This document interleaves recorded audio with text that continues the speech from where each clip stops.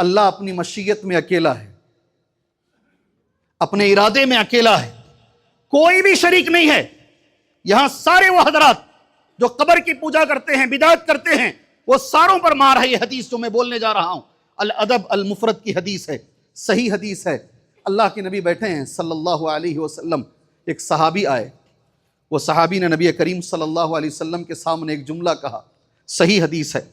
نبی کریم صلی اللہ علیہ وسلم نے ان کو کریکٹ کیا، کہا یہ جملہ غلط ہے، جملہ صحیح کر لو۔ سبحان اللہ، جملہ تمہارا جو ہے غلط ہے، اپنا جملہ صحیح کر لو۔ میں نے وہ جملہ نوٹ کیا ہے۔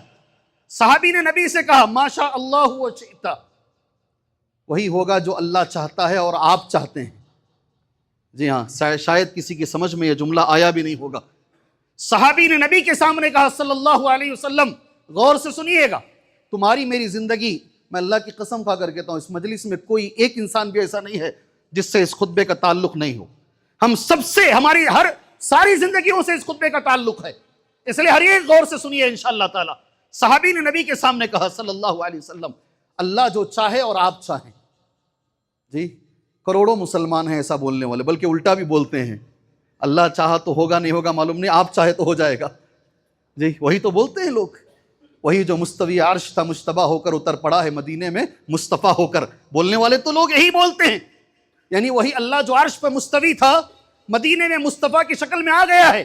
یہ عقیدہ رکھنے والے کروڑوں مسلمان ہیں۔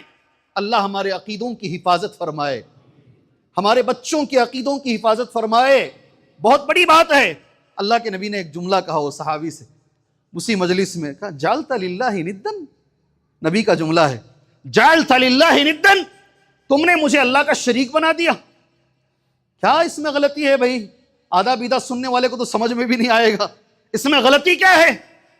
اللہ چاہے آپ چاہے، کہا مشیت میں تم نے مجھے اللہ کے برابر کھڑا کر دیا، ارادے میں تم نے مجھے اللہ کے برابر، کہ میں اور اللہ چاہے تو یہ کام نہیں، ایسا نہیں ہے، ایسا نہیں ہے۔ نبی کریکٹ کر کے کہہ رہے ہیں، کہو ما شاء اللہ وحدہ، اللہ چاہے تو ہوگا صرف اللہ، اس کی ارادے میں، اس کی مشیت میں نہ کوئی نبی ہے، اس کا کسی شریک نہیں ہے، نہ کوئی فرشتہ ہے اور نہ کوئی ولی ہے۔